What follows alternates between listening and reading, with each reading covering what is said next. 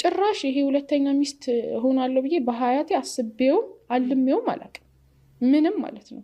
ግን ሆኜ የተገኘው እና እንጂ ይሄ ሚዲያ ላይ እንደሚወራው ተደራቢ ስለሆነሽ ወይ ደግሞ የልጆች አባህ ለመበጥበጥ ምናምን አይደለም የምትመጪው። ፈርስትሊ ስህተቱ ምን መሰለሽ? አንድ ወንድ ሲያገባ ሴቷ ናት የምትጠመደው ሁለተኛ ሚስት። ዋይ ፈልጎ የሄደው እሱ ነው፣ ህፃን ልጅ አይደለም። ገባ? ፋይት መጀመር ካለባት ከባሏ እንጂ ከምትመጣ ሁለተኛ ሚስት ነው ብዬ አላምንም። ቆይ የሙስሊም ሴቶች ተረጋጉ። ባሎቻችሁ ላይ ሳይሆን ቅሬታችሁን ማሰማት ያለባችሁ አምላካችን የምትሉት አላህ ላይ መሆን አለበት።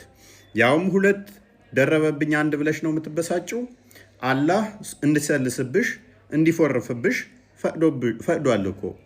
እሱ ብቻ አይደለም ባሪያንም መደረብ ይችላል።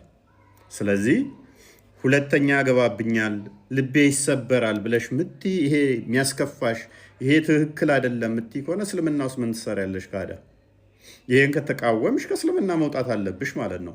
እንዲህ ይላል መጽሐፍ ቅዱሳችን። እኛ ደግሞ የእኛ መመሪያ መጽሐፈ ዲድስቅልያ ምዕራፍ 13 ከቁጥር 15 ጀምሮ መጀመሪያው ጋብቻ በእግዚአብሔር ዘንድ ያማረ ንጹሕ እንደሆነ ይህን ታስተውሉ ዘንድ ለእናንተ አግባብ ነው።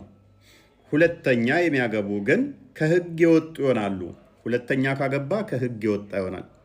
በእግዚአብሔር ላይ ሐሰትን ተናገሩ እንጂ ስለ ጋብቻ ብቻ አይደለምና። ስለዚህ ሁለት የሚያገቡ ከሆነ ከመጽሐፍ ቅዱሱ ስለሚቃረኑ ሕግ ጥሰዋል። ሶስተኛ የሚያገቡ ግን ከእግዚአብሔር መንጋ ከምዕመናን አይቆጠሩም።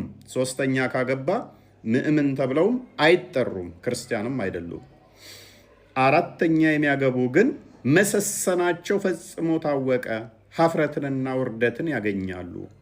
ሙሐመድ ዞት የመጣው አስተምሮ እስከ 4 ድረስ አግቦ የሚለው ለሴሰኞች ለቅንዝራሞች የተሰጠ ነው እንደ መጽሐፍ ቅዱሳችን። እንደነኛ አይነት ሰዎች ሀፍረትን ውርደትን ያገኛሉ ይላል መመሪያችን። ስለዚህ የሙስሊም እህቶቼ እንደዚህ አይነት አስተምሮት ውስጥ በላይሽ ላይ እንደ ሽንት ቤት 4 ቦታ ገብቶ አንቺ ጋር መጥቶ እንዲጨማለቅ አትፍቀጅለት።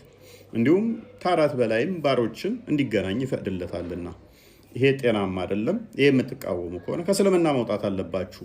እንዴ የኛ አስተምሮ በግልጽ ከአንድ በላይ የሚሄድ ከሆነ ከሕግ ወጥቷል። 3 የሚያገባ ከሆነ እሱ ምዕመን አይባልም። 4 የሚያገባ ከሆነ ሴሰኛ ቅንዝ